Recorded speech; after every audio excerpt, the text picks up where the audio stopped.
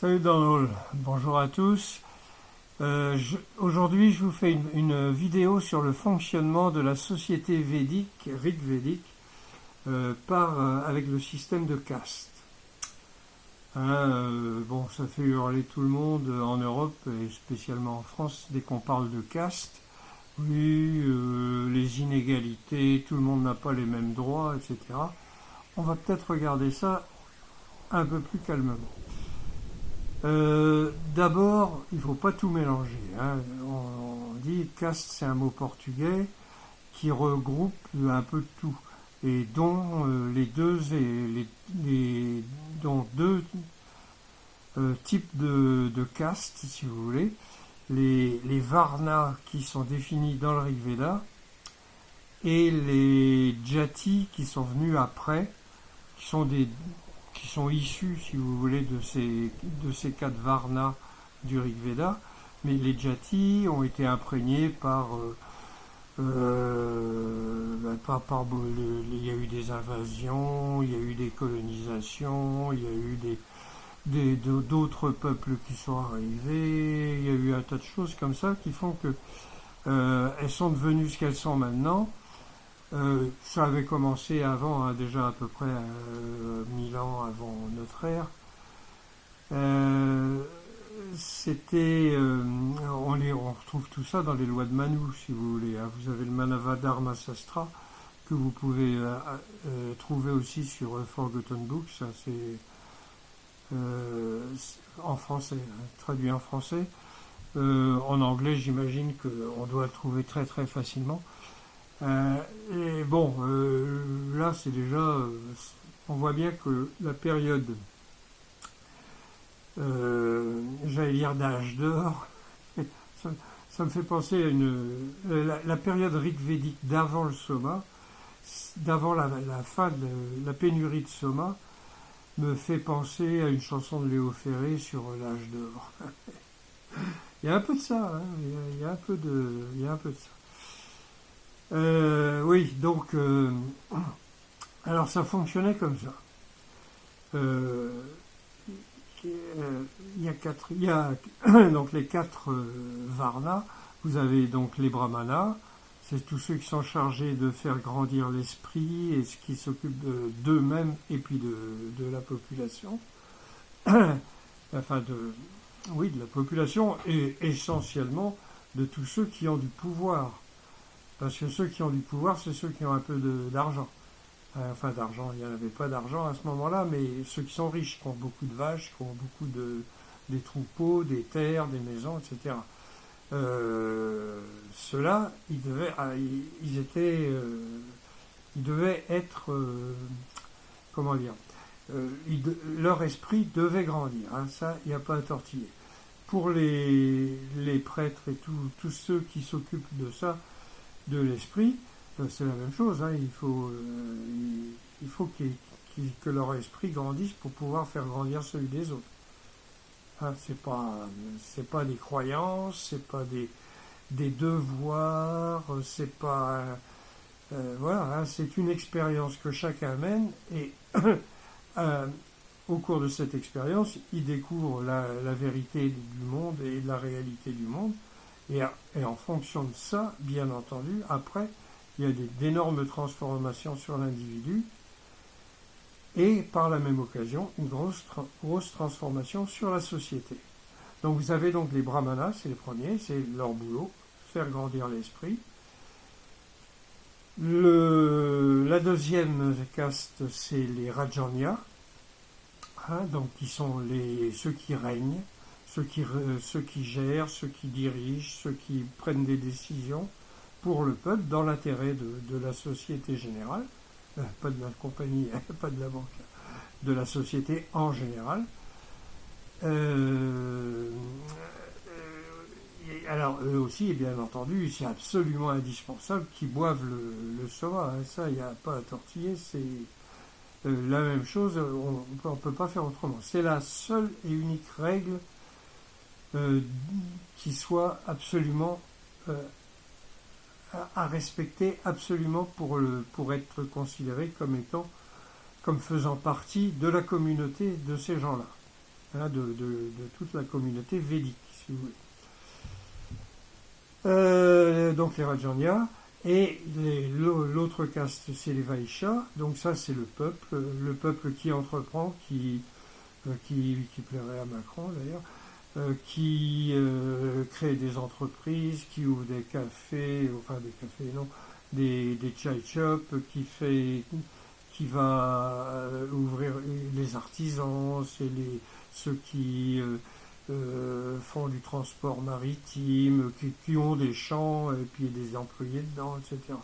Donc c'est tous ceux qui produisent, les Vaishya, voilà, les producteurs peut-être.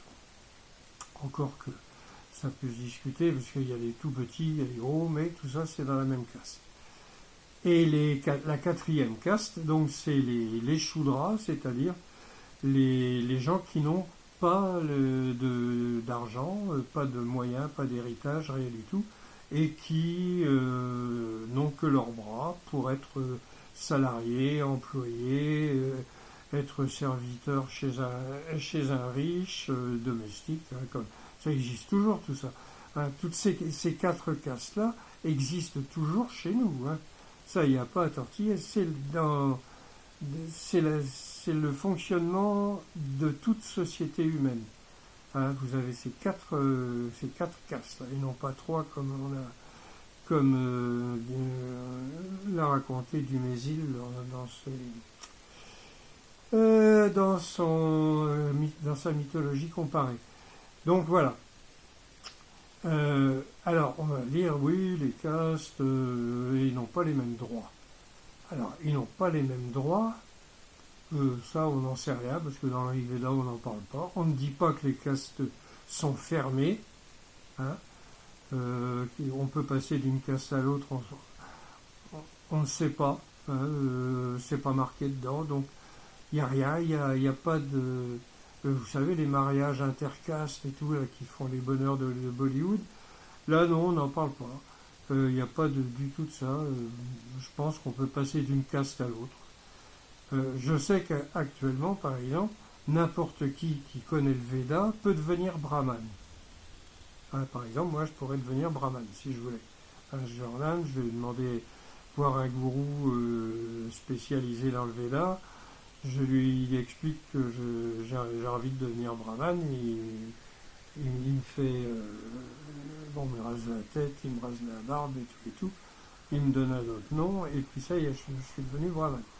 C'est bon. Alors, je n'ai pas du tout l'intention de devenir un brahman, parce que c'est abominablement difficile. Ils ont tout un tas de trucs à faire tous les jours. Et, oh là là. Voilà. Alors, donc, c'est pas une histoire de droit, contrairement à ce que les Occidentaux croient, hein, parce que c'est une question de devoir. Autant par exemple le Shudra n'est tenu à rien de particulier. Bon, il suit les us et coutumes de la société, mais il n'a pas de devoir particulier, par exemple. Par contre, le Brahman, ou bien le Rajanya, ou bien le Vaishya, riche, le pauvre, lui, il doit faire des sacrifices et boire le soma. Tous les maîtres de maison, donc tous ceux qui ont les moyens, doivent boire le soma. Faire des sacrifices, sacrifier aux dieux, etc. et boire le soma. Donc boire le soma, ça vous dissout l'ego, on a déjà vu ça plus d'une fois. Il y a des quantités d'études qui ont été faites et qui sont en train d'être faites en ce moment en Occident. Je ne sais pas si ça se sait en Inde ou ailleurs, mais enfin en Occident, en ce moment, la médecine psychédélique est en train de naître, est née d'ailleurs. Pas dans tous les pays, hein. Par exemple en France c'est absolument interdit, oulala, faut pas faire de concurrence au pinard. Mais dans plusieurs pays européens et américains, puisque le Canada et la moitié des États, les États des États-Unis s'y mettent aussi. Ils étudient sérieusement les plantes antéogènes comme la psilocybine ou l'ayahuasca ou l'iboga ou l'argot de seigle, enfin, toutes ces plantes-là. Ils les étudient sérieusement parce qu'ils se sont aperçus que c'était un excellent moyen pour guérir les maladies psychiques, les dépressions, le manque de confiance en soi, tout ce qui est, voilà, ça peut se guérir en une fois, une prise, une fois, clac, c'est fini. Allez, les antidépresseurs à la poubelle, toutes ces cochonneries là qui font le bonheur des actionnaires des entreprises pharmaceutiques. Non, à dégager, là, une fois, c'est fait. Donc, c'est très. Alors, pour l'instant, c'est uniquement médical. Mais il y a certains pays comme les Pays-Bas et la Suisse, par exemple, où vous pouvez aller faire des retraites psychédéliques, même simplement pour vous sentir mieux ou dans une démarche spirituelle. C'est en train de se faire partout, un peu partout en Europe, et je pense que d'ici une dizaine d'années, ce sera généralisé. Pas en France, hein, bien sûr, parce que là, non, faut être sérieux, il ne faut pas toucher au pinard. Mais partout ailleurs, je pense que ça va se faire. Donc, tous les responsables de la société védique participaient donc à ça et prenaient pendant au moins une fois par an, mais c'était sans doute beaucoup plus. Je pense que ça devait être... enfin, c'était une question d'astronomie en fonction des étoiles, etc. Il y avait des... Bon, là, je n'ai pas approfondi. Hein, je commence seulement à mettre mon nez dans l'astronomie védique. C'est hard. Au nom de Dieu. Pour quelqu'un qui n'y connaît rien. Bon, enfin. Donc voilà. Le fonctionnement par caste était donc un fonctionnement qui permet... alors, c'était des devoirs, hein, un devoir. Si par exemple quelqu'un refusait, un maître de maison dit « Oh là, moi je veux pas de ces machins-là », ah bah non, il pouvait plus régner, il pouvait peut-être rester maître de maison, oui sans doute, mais il pouvait plus régner, il était obligé de changer de caste. Donc il était obligé de changer de caste. Si c'était un Raja, un Rajanya, il pouvait devenir Vaishya et gagner plein d'argent s'il voulait, mais il ne pouvait plus régner. C'était fini. Si c'était un brahman qui dit oh là non, je prends pas ça parce que ça me... Pareil, dégagé. Donc il pouvait devenir soit un Vaishya pauvre, soit un Shudra. Et les Shudras n'étaient tenus à rien. Alors après la pénurie de soma, ils ont été écartés du fonctionnement de la société, pas du fonctionnement de la société, pardon, des sacrifices, parce que d'abord il ne devait pas y en avoir beaucoup, parce que pour s'offrir les grands sacrifices avec 16 prêtres, ça coûtait quand même très cher. Hein, il fallait plusieurs vaches, et déjà une vache pour le soma, il devait y avoir peut-être une vache par prêtre, là je m'avance un peu, mais ça devait coûter assez cher.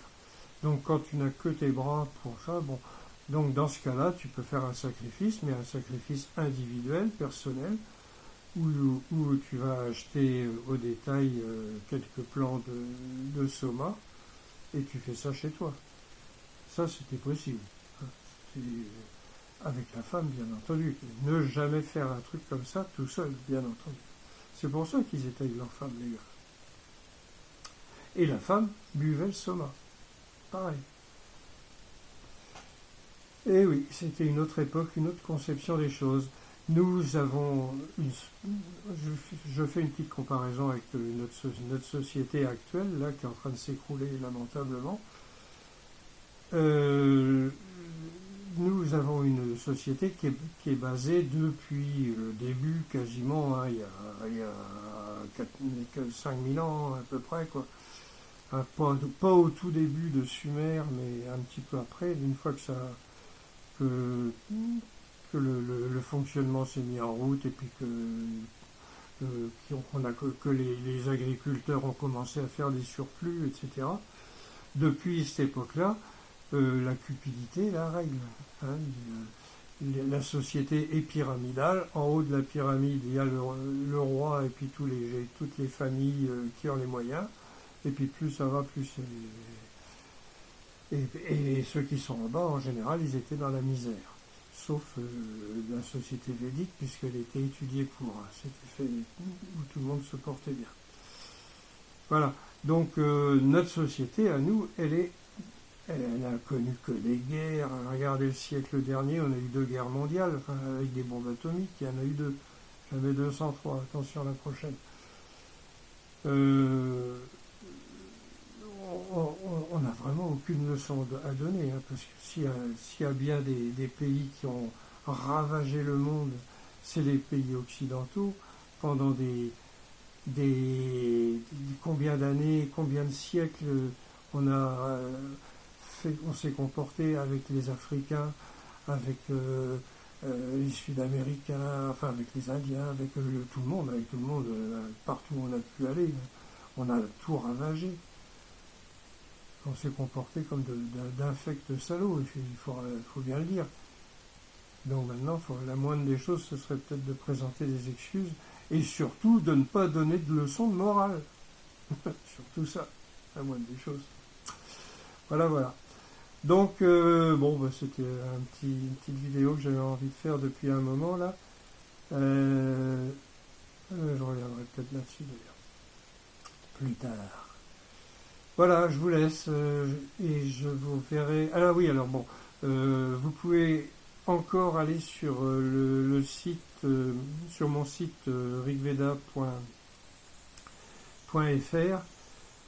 Je vais peut-être arrêter parce que je ne sais pas je sais pas quoi en faire de site.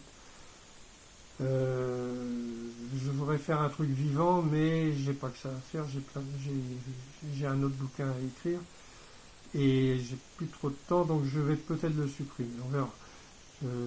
Pour l'instant, vous pouvez y aller. Vous pouvez télécharger la traduction en PDF.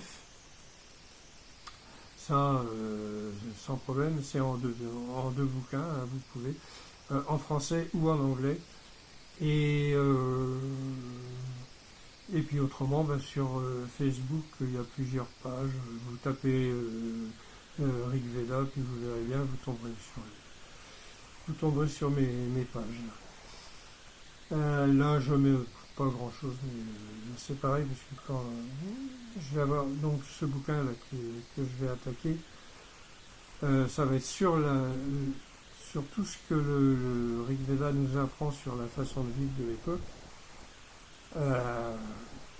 Ça peut être un peu long. Donc, on verra. Bon, Kenavo dans nos et bête contraire jusqu'à la victoire. Allez, Kenavo. Au revoir à tous.